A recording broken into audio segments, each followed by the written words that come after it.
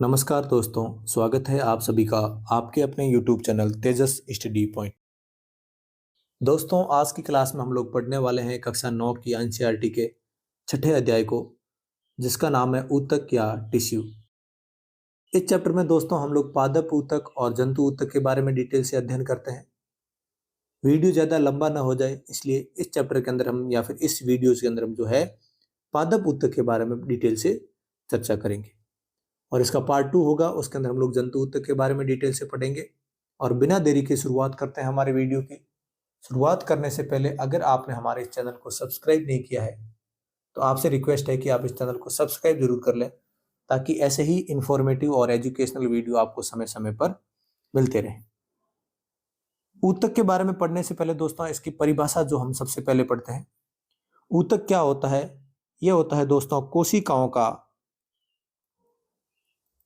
समूह होता है, यानी कि ग्रुप ऑफ सेल। ऊतक एक प्रकार से कोशिकाओं का समूह होता है। आप सिंपल सी परिभाषा याद रख सकते हैं कि कोशिकाओं के ही समूह को ऊतक कहते हैं। लेकिन थोड़ी आप अच्छी परिभाषा याद करें तो उसके लिए आप ये याद कर सकते हैं कि ऐसी कोशिकाओं का समूह जो उत्पत्ति उद्भव यानी कि उत्पत्ति और कार्य के आधार पर समान हो, यानी कि समान कार्य और उत्पत्ति के आधार पर बनी कोशिकाओं का समूह जो होता है उसे हम लोग ऊतक कहते हैं।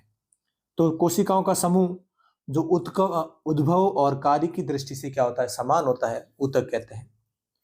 एक कोशिकीय जीवों में सामान्यतः एक ही कोशिका होती है जो सारे कार्य करती है, लेकिन बहुकोशिकीय जीवों के अंदर सभी कार्य करने के लिए जो है अलग अलग प्रकार की कोशिकाएं होती है। और अलग अलग प्रकार की कोशिकाएं, एक ही कार्य को करने वाली कोशिकाएं जो है वो मिलकर एक ग्रुप बनाती है, ग्रुप ऑफ सेल, और उसे हम क्या कहते हैं, ऊतक कहते हैं। पादप ऊतक में दोस्तों हम सबसे पहले ये पढ़ते हैं कि पादप ऊतक कितने प्रकार का होता है। आधार कौन सा लेते हैं पादप ऊतकों के जो है डिफरेंस का, तो हम आधार लेते हैं पादप ऊतकों का विभाजन के आधार पर।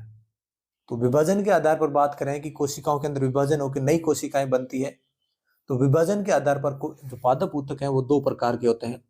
एक होते हैं दोस्तों विभज्य ऊतक और दूसरे होते हैं दोस्तों स्थायी ऊतक, यानी कि मेरिस्टेमेटिक टिश्यू और परमानेंट टिश्यू। विभज्य ऊतक वे होते हैं जिनकी कोशिकाओं में विभाजन होता है, और स्थायी ऊतक वे होते हैं जिनकी कोशिकाओं में विभाजन नहीं होता। पहले हम लोग विभज्य ऊतक को एकदम अच्छे से डिटेल से पढ़ेंगे और उसके बाद हम लोग स्थायी ऊतक पढ़ेंगे। स्थायी ऊतक में भी हम दो स्थायी ऊतक पढ़ेंगे, सिंपल टिश्यू यानी कि सरल स्थायी ऊतक और जटिल स्थायी ऊतक। क्या होते हैं सरल स्थायी ऊतक और जटिल स्थायी ऊतक में, क्या डिफरेंस होता है, इनको हम लोग आगे देखेंगे। बात करें दोस्तों मेरिस्टेमेटिक टिश्यू या विभज्य ऊतक, तो ये विभाजन इनकी कोशिकाओं में विभाजन होता है। तो विभाजन होता है तो यानी कि ये विभाजन जहां होता है पौधे की जो है ग्रोथ करते हैं, तो ये अलग अलग भागों में पाए जाते हैं। तीन प्रकार के हम लोग पढ़ते हैं। एक दोस्तों शीर्षस्थ विभज्य ऊतक होता है जिसको हम लोग एपिकल मेरिस्टेमेटिक टिश्यू कहते हैं। एक होता है दोस्तों पार्श्व विभज्य ऊतक जिसको हम लोग लेटरल मेरिस्टेमेटिक टिश्यू कहते हैं। और तीसरा होता है दोस्तों अंतर्विष्ट विभज्य ऊतक जिसको हम इंटरकैलरी बोलते हैं। पौधे की हाइट भी बढ़ती है दोस्तों, पौधे की जो है चौड़ाई यानी कि मोटाई भी बढ़ती है, और पौधे की अलग अलग भागों पर अलग अलग, जैसे पत्तियां शाखाएं ये भी लगती है। इन तीनों भागों पर ये अलग अलग प्रकार के ऊतक पाए जाते हैं। नाम से पता चल रहा है दोस्तों शीर्षस्थ, यानी कि ये शीर्ष पर पाए जाते हैं। तने और जड़ के शीर्ष पर पाए जाते हैं। तने की भी लंबाई में वृद्धि करते हैं और जड़ की भी लंबाई में वृद्धि करते हैं। पार्श्व का मतलब होता है दोस्तों, जैसे ये पौधा पेड़ है, ये पेड़ का तना है, तने का जो है इस प्रकार से आपने ये भाग काट लिया, तो इसके चारों तरफ यानी कि इसकी मोटाई में वृद्धि करने के लिए इसके तने के चारों तरफ पाया जाता है, वो कौन सा होता है, पार्श्व विभज्य ऊतक। यहां से आप इमेज से देख सकते हो दोस्तों, ये तने के जो है ये चारों तरफ पाया जाता है। ये तने की मोटाई में वृद्धि करता है। और तीसरा हमारा है अंतर्विष्ट विभज्य ऊतक, जो पर्व संधियों के पास स्थित होता है और इन भागों की वृद्धि करता है। पर्व संधियां कौन सी होती हैं, जहां से पत्तियां और शाखाएं निकलती है, आप इमेज देख रहे होंगे दोस्तों, ये पर्व संधि जिसको नोड बोलते हैं। और यहाँ पर कौन सा ऊतक पाया जाता है, इंटरकैलरी या अंतर्विष्ट विभज्य ऊतक पाया जाता है, जहां से पत्तियों का निर्माण होता है।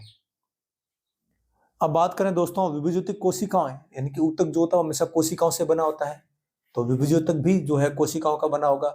लेकिन इसकी कोशिकाओं की क्या विशेषताएं होती है, कैसी होती है इनकी कोशिकाएं, तो ये बातें आप लोग कुछ याद रखें दोस्तों। कि इसकी कोशिकाएं जो होती है मेरिस्टेमेटिक टिश्यू की, वो सेल्यूलोज की बनी होती है। इनकी कोशिका भित्ति पतली होती है। कोशिकाओं के बीच में जो स्थान होता है वो अनुपस्थित होता है। इनकी कोशिकाएं जब जुड़ी होती है ऐसे, इनके बीच में स्थान रह जाता है, ऐसा स्थान बिल्कुल भी प्रेजेंट नहीं होता। यानी कि कोशिकाएं आपस में एक दूसरे से जो एकदम अच्छे से पैक होती है। कोशिकाएं गोल होती है, अंडाकार या आयताकार भी हो सकती है। कोशिका द्रव्य यानी कि कोशिका के अंदर जो साइटोप्लाज्म होता है एकदम गाढ़ा होता है, सघन होता है, और कोशिका के अंदर एक स्पष्ट केंद्रक होता है। तो विभुज्योतक हमने तीन विभुज्योतक पढ़े, एपिकल, लेटरल और इंटरकैलरी। इनकी कोशिकाएं सेल्यूलोज की बनी होती है। कोशिका भित्ति और पतली कोशिका भित्ति होती है। कोशिकाओं के बीच जो आईसीएस यानी कि इंटरसेल्यूलर स्पेस होता है, अंतर कोशिकीय स्थान, वो बिल्कुल भी प्रेजेंट नहीं होता। कोशिकाएं गोल, अंडाकार, आयताकार हो सकती है। कोशिका के अंदर जो साइटोप्लाज्म होता है, कोशिका द्रव्य, वो एकदम घना या फिर सघन होता है, और इनके अंदर एक स्पष्ट केंद्रक पाया जाता है। अब बात करते हैं दोस्तों हम लोग स्थायी ऊतक के बारे में। स्थायी ऊतक में क्या होता है, विभाजन की क्षमता नहीं होती, तो ये परमानेंट हो जाते हैं, इसलिए हम लोग इनको कहते हैं परमानेंट टिश्यू। और परमानेंट टिश्यू में भी हम दो प्रकार के पढ़ते हैं। एक होता है हमारा दोस्तों सिंपल परमानेंट टिश्यू, एक होता है हमारे दोस्तों कॉम्प्लेक्स परमानेंट टिश्यू। सिंपल में क्या होता है, ये एक ही प्रकार की कोशिका से बना होता है। एक ही प्रकार की कोशिकाएं, जैसे गोल कोशिकाएं, तो गोल गोल कोशिकाएं मिलके पूरा टिश्यू बना रही है, एक ही प्रकार की कोशिकाओं से मिलकर बना होता है। और ये अलग अलग कोशिकाओं से मिलके बना होता है। तो ध्यान रखें दोस्तों, सिंपल इसलिए कहते हैं क्योंकि एक ही प्रकार की कोशिकाओं से मिलकर बना होता है, और जो कॉम्प्लेक्स परमानेंट टिश्यू यानी कि जटिल स्थायी ऊतक होता है, वो अलग अलग प्रकार की कोशिकाओं से मिलकर बना होता है। अब बात करते हैं हम लोग स्थायी ऊतक या सरल स्थायी ऊतक क्या होते हैं। तो सरल स्थायी ऊतक हम तीन प्रकार के ऊतक पढ़ते हैं दोस्तों, parenchyma, collenchyma, sclerenchyma. Parenchyma, collenchyma और स्क्लेरेनकाइमा, और वन बाय वन हम इन तीनों के बारे में पढ़ते हैं और तीनों की कोशिकाओं के बारे में भी पढ़ेंगे। पहला है हमारा दोस्तों पेरेनकाइमा। इसे पैकिंग ऊतक भी कहा जाता है, यानी कि पौधे के हर भाग में पाया जाता है और हर भाग को जो ये ढके रहने का कार्य करता है, ढक के रखता है, इसलिए हम इसको क्या बोलते हैं, पैकिंग ऊतक भी बोलते हैं। इसकी कोशिकाएं समान व्यास वाली होती है और जीवित कोशिकाएं होती है। सारी कोशिकाएं जीवित कोशिकाएं होती है और कोशिकाओं का जो व्यास होता है वो समान होता है। और आप ये भी समझ सकते हो कि अगर समान व्यास होगा, यानी कि एक ही प्रकार के सर्कल से मिलकर बनेगी, तो उनके बीच में जो है इंटरकैलरी जो स्पेस होता है या इंटर सेल्यूलर स्पेस होता है, अंतर कोशिकीय स्थान, ये बहुत ज्यादा होता है। तो आईसीएस जो है वो क्या होता है, वो अधिक होता है दोस्तों। कोशिकाएं गोल हो सकती है, अंडाकार हो सकती है, बहुभुजीय भी हो सकती है। कोशिका भित्ति पतली होती है और सघन कोशिका द्रव्य होता है। कोशिका के मध्य रिक्त स्थान जो होता है, यानी कि जो आईसीएस होता है, वो बहुत ज्यादा होता है और ये पौधे के हर भाग में पाए जाते हैं, यानी कि जड़, तना, पत्ती, फूल, पौधे के सभी भागों में पाए जाते हैं। सिंपल सा हमारे को अगर दोस्तों क्वेश्चन पूछा जाए कि पेरेनकाइमा कोशिका की विशेषताएं बताएं और इसके कार्यों का वर्णन करें, तो ये कुछ पेरेनकाइमा के कार्य, ये भोजन को संग्रह करने का कार्य करते हैं, अर्थात भोजन को इकट्ठा करते हैं। पौधे को यांत्रिक सहायता प्रदान करते हैं, यानी कि मजबूती प्रदान करते हैं। और पेरेनकाइमा में क्लोरोफिल पाया जाता है, जिसको हम लोग सभी अच्छे से जानते हैं कि पत्तियों का जो हरा रंग होता है वो क्लोरोफिल के कारण होता है। और क्लोरोफिल कहां पाया जाता है, पेरेनकाइमा में। तो पेरेनकाइमा में क्लोरोफिल पाया जाता है जो प्रकाश संश्लेषण के लिए आवश्यक होता है। दूसरा हमारा ऊतक है दोस्तों कोलेनकाइमा। कोलेनकाइमा की कोशिकाएं भी जो है पेरेनकाइमा के समान जीवित कोशिकाएं होती है और कुछ कोशिकाओं में जो है क्लोरोफिल भी पाया जाता है। इसकी कोशिका भित्ति जो है पतली होती है कोलेनकाइमा की, कोनों पर सेल्यूलोज और पेक्टिन के जमाव के कारण मोटी होती है। वेरी वेरी इंपॉर्टेंट पॉइंट है दोस्तों ये, कि किस सरल स्थायी ऊतक की कोशिकाओं जो है वो कोनों पर मोटी होती है, तो किसकी होती है, वो कोलेनकाइमा की। किसके कारण, वो सेल्यूलोज और पेक्टिन के जमाव के कारण। यहाँ पे इमेज से देख सकते हैं दोस्तों, ये सेल्यूलोज और पेक्टिन के जमाव के कारण ये कोनों पर मोटी होती है। अंतर कोशिकीय स्थान बहुत कम होता है, जो इंटरसेल्यूलर स्पेस होता है आईसीएस, वो बहुत कम होता है। पेरेनकाइमा में बहुत अधिक होता है। और हम तीसरा पढ़ेंगे स्क्लेरेनकाइमा, उसमें में होता ही नहीं है। ये कहां पाई जाती है, तो ये बाह्य त्वचा एपिडर्मिस के नीचे पाए जाते हैं। कोलेनकाइमा एपिडर्मिस के नीचे पाए जाते हैं। एपिडर्मिस क्या होता है इसके बारे में हम आगे पढ़ने वाले हैं इसी चैप्टर में।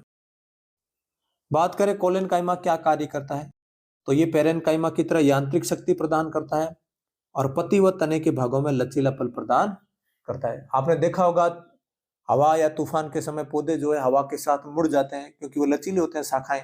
वो शाखाएं लचीली किसके कारण होती है? कोलेनकाइमा के कारण होती है। अब हमारा तीसरा स्थायी ऊतक या सिंपल परमानेंट टिश्यू है वो है स्क्लेरेनकाइमा। पेरेनकाइमा, कोलेनकाइमा और तीसरा हमारा दोस्तों स्क्लेरेनकाइमा। इसकी कोशिकाएं लंबी होती है और पतली होती है। आपने देखा है लंबी और पतली होती है। अंतः कोशिकीय स्थान अनुपस्थित होता है, यानी कि इनके अंदर इंटरसेल्यूलर स्पेस बिल्कुल भी होता नहीं, किसी प्रकार का कोई स्पेस नहीं होता। इनकी कोशिकाओं के अंदर कोई भी साइटोप्लाज्म नहीं होता, यानी कि जीव द्रव्य नहीं होता और ये कोशिकाएं मृत कोशिकाएं होती है। पेरेनकाइमा की और कोलेनकाइमा की दोस्तों कोशिकाएं जीवित कोशिकाएं होती है। पतली कोशिका भित्ति होती है। जीव द्रव्य सघन होता है, लेकिन इनका जीव द्रव्य होता ही नहीं है स्क्लेरेनकाइमा का। इनकी कोशिकाएं जीवित नहीं होती, मृत कोशिकाएं होती है और कोशिका भित्ति बहुत मोटी होती है। बाकी वालों की कोशिका भित्ति पतली होती थी, लेकिन स्क्लेरेनकाइमा की कोशिका भित्ति मोटी होती है। और किसके कारण? लिग्निन के जमाव के कारण। यह पौधे के कुछ भागों को कठोरता और मजबूती प्रदान करता है। कुछ भाग यानी कि पौधे के जो बहुत ही टफ पार्ट होते हैं, वो टफ पार्ट किसके कारण होते हैं? स्क्लेरेनकाइमा के कारण ही होते हैं। उदाहरण की बात करें दोस्तों, ये कहां पाया जाता है? तो नारियल के रेशे युक्त जो छिलके होते हैं उनमें जो है स्क्लेरेनकाइमा पाया जाता है।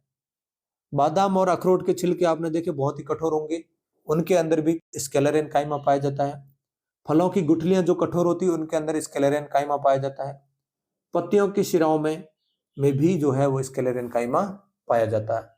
यानी कि नारियल का रेशे युक्त छिलका, बादाम और अखरोट के छिलके, फलों की गुठलियां, पत्तियों की शिराएं यानी कि पत्तियां जो होती है इस प्रकार से इसके बीच में जो ऐसी शिराएं होती है वो भी किसकी बनी होती है? स्क्लेरेनकाइमा की बनी होती है। अब दोस्तों पेरेनकाइमा, कोलेनकाइमा और स्क्लेरेनकाइमा के पढ़ने के बाद जो हमारा एक शब्द आया था एपिडर्मिस, उसके बारे में हम लोग पढ़ेंगे। एपिडर्मिस क्या होती है? पौधे के सभी भाग जैसे पत्तियां, फूल, जड़, तने, इन सब के बाहरी परत जो होती है वो एपिडर्मिस कहलाती है। सभी पौधों के जो है सभी भागों के जो बाहरी से सबसे बाहरी परत होती है उसी को हम लोग दोस्तों एपिडर्मिस कहते हैं। एपिडर्मिस एक मोम जैसा जलरोधी पदार्थ होता है। क्यूटिन एक मोम जैसा जलरोधी पदार्थ होता है जो कि एपिडर्मिस कोशिकाओं द्वारा स्रावित किया जाता है, जो यांत्रिक आघात, परजीवी कवक के प्रवेश से पौधे की रक्षा करता है। जनरली दोस्तों आपने पत्तियां देखा होगा, पत्तियां जो है ऊपर से चिकनी होती है और पत्तियां जो है ऊपर से हल्की सी चिकनी होती है। किस कारण? क्योंकि पत्तियों की जो एपिडर्मिस होती है, जो सबसे बाहरी त्वचा, ये एपिडर्मिस एक पदार्थ का स्त्रावण करती है और उस पदार्थ का नाम होता है दोस्तों क्यूटिन। मोम जैसा पदार्थ होता है चिकना, और ये पदार्थ क्या करता है? यांत्रिक आघात, यानी कि कोई बाहर से अगर इनके ऊपर घाव कर रहा है यानी कि आघात कर रहा है उससे, और परजीवी कवक यानी कि किसी भी कवक के प्रवेश से। साधारणतः हम लोग क्या करते हैं, जब सूखी लकड़ी होती है उसके ऊपर बहुत सा जो है दीमक लग जाता है, लेकिन जो जीवित पौधे के अंदर दीमक नहीं लगता। क्यों नहीं लगता? क्योंकि एपिडर्मिस जो है एक प्रकार का पदार्थ का स्त्रावण करती है, उस पदार्थ का नाम है दोस्तों क्यूटिन। तो ये परजीवी कवक के प्रवेश से भी जो है पौधे की रक्षा करता है क्यूटिन, और पौधे को यांत्रिक आघात से भी बचाता है। अधिकतर पौधों में एपिडर्मिस के साथ साथ पत्तियों पर जो है सूक्ष्म छिद्र पाए जाते हैं, यानी कि स्मॉल होल पाए जाते हैं। और इन स्मॉल होल को क्या कहते हैं? स्टोमेटा कहते हैं, या फिर हिंदी में इनको हम लोग दोस्तों रंध्र कहते हैं। इमेज में आप देख सकते हैं दोस्तों ये एपिडर्मिस है, और इस एपिडर्मिस के बाहरी परत पे आप देख रहे होंगे ये जो है स्टोमेटा पाए जाते हैं। स्टोमेटा या फिर रंध्र जो है वो क्या कार्य करते हैं? स्टोमेटा में दो गार्ड कोशिकाएं होती है जो वायुमंडल से गैसों का आदान प्रदान करने के लिए आवश्यक होती है। जब भी पौधे प्रकाश संश्लेषण की क्रिया करते हैं तब जो स्टोमेटा होता है, स्टोमेटा की जो बाहर की दो कोशिकाएं होती है जिनको हम लोग गार्ड कोशिकाएं कहते हैं या फिर गार्ड सेल बोलते हैं, रक्षी कोशिकाएं बोलते हैं, ये पौधों के अंदर कार्बन डाइऑक्साइड लेती है और ऑक्सीजन गैस को बाहर छोड़ती है प्रकाश संश्लेषण के दौरान।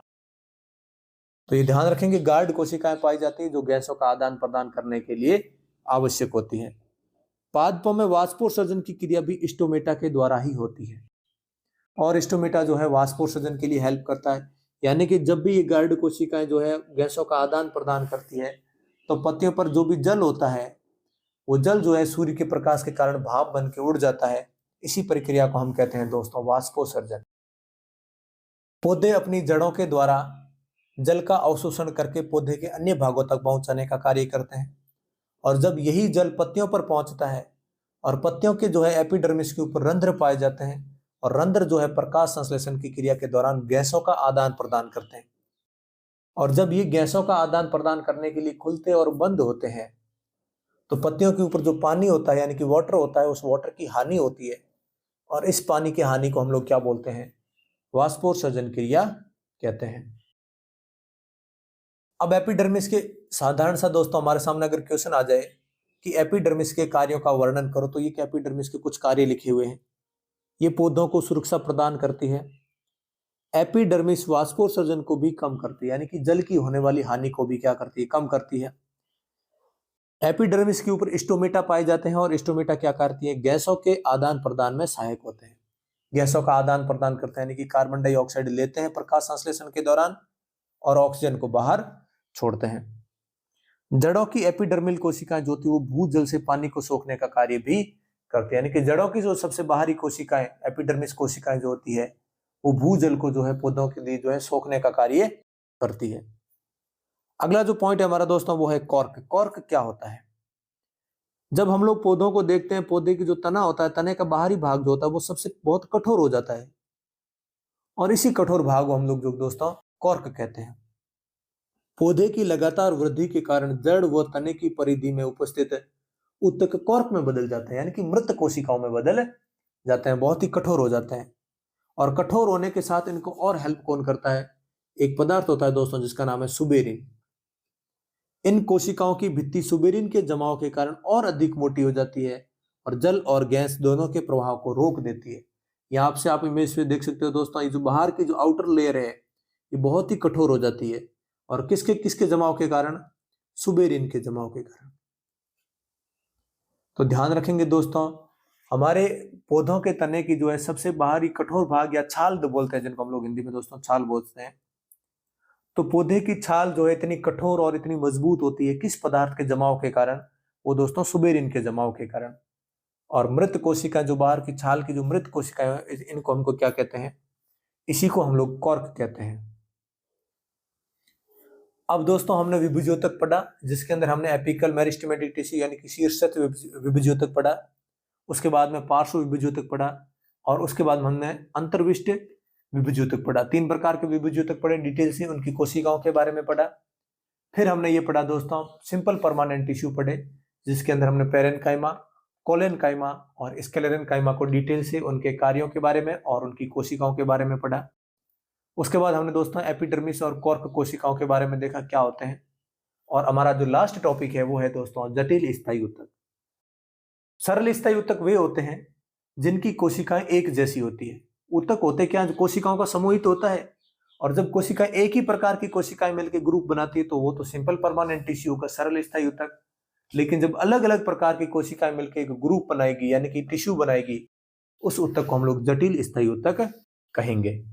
वे ऊतक जो 2 या 2 से अधिक प्रकार की कोशिकाओं से मिलकर बने होते हैं उन्हें हम लोग जटिल स्थायी ऊतक कहते हैं और इन्हीं ऊतकों को हम लोग संवहन ऊतक भी कहते हैं। संवहन ऊतक क्यों कहते हैं, क्योंकि ये संवहन का कार्य करते हैं यानी कि ट्रांसपोर्टेशन का कार्य करते हैं। पौधों के जो जड़ें होती है, जड़ें जो है भूजल को सोखने का कार्य करती है, लेकिन भूजल को जो है जड़ों के द्वारा सोखने के बाद वो जो जल होता है वो जड़ों तक ही सीमित नहीं होता, वो पौधे के सभी भागों तक पहुंचाया जाता है। वो जड़ पत्तियों को भी अवेलेबल करवाया जाता है, वो जड़ फलों को भी अवेलेबल करवाया जाता है और वही जल जो होता है वो सभी भागों यानी कि शाखाओं में, पत्तियों में, फूलों में, सभी भागों में कौन पहुंचाने का कार्य करता है, वो करते हैं जटिल स्थायी ऊतक। या फिर हम ये पढ़ते हैं कि प्रकाश संश्लेषण के दौरान पत्तियां पौधों के लिए भोजन बनाने का कार्य करती है। तो भोजन की आवश्यकता सिर्फ पत्तियों को नहीं होती, फलों को भी होती है, फूलों को भी होती है, शाखाओं को भी होती है और जड़ों को भी होती है। तो जो पत्तियों के द्वारा जो भोजन बनाया जाता है, ये जड़ों तक कैसे पहुंचता है, यानी कि पौधे के अन्य भागों तक कैसे पहुंचता है, और जो जल होता है वो जल जो है पौधे के अन्य भागों तक जड़ों से कैसे पहुंचता है, ये संवहन ऊतक होता है। संवहन ऊतक जो है इन भोजन और जल को जो है एक से एक जगह से दूसरे स्थान पर भेजने का कार्य करते हैं। दो प्रकार के संवहन ऊतक या जटिल स्थायी ऊतक पड़ते हैं दोस्तों, जाइलम और फ्लोएम। यहां से दोस्तों जाइलम से आप याद रखोगे, जाइलम यानी जल, यानी कि वे स्थायी ऊतक या वे परमानेंट टिश्यू जो जल का संवहन यानी कि जड़ों से जल जो होता है वो जल को पौधे के अन्य भागों तक पहुंचाने का कार्य करते हैं, उन्हें हम लोग जाइलम कहते हैं। और जो पत्तियों द्वारा निर्मित भोजन को पौधे के अन्य भागों तक पहुंचाने का कार्य करते हैं, उन्हें हम लोग दोस्तों फ्लोएम कहते हैं। अब डिटेल से पढ़ रहे हैं दोस्तों, जाइलम क्या होता है। यह ऊतक पादपों में मृदा से जल व खनिज का सेवन करता है। 4 प्रकार की कोशिकाओं से मिलकर बना होता है, यानी कि जो भी पौधों की जड़ें जो है जल और खनिज लवण जो है जमीन से लेती है, इसको पौधे के सभी भागों तक पहुंचाने का कार्य कौन करता है, जाइलम करता है। 4 प्रकार की कोशिकाओं से मिलकर बना होता है, क्योंकि हमने ये देख लिया कि जो जटिल स्थायी ऊतक होते हैं वो अलग अलग प्रकार की कोशिकाओं से मिलकर बने होते हैं, तो ये भी अलग अलग प्रकार की कोशिकाओं से मिलकर बना होगा। और अलग अलग प्रकार की कोशिकाएं कितने प्रकार की, 4 प्रकार की कोशिकाओं से मिलकर बना है। वाहिनिका, वाहिका, जाइलम पेरेन्काइमा और जाइलम फाइबर। जाइलम पेरेन्काइमा और जाइलम फाइबर, फ्लोएम भी, जो फ्लोएम होता है उसके अंदर भी यही होते हैं।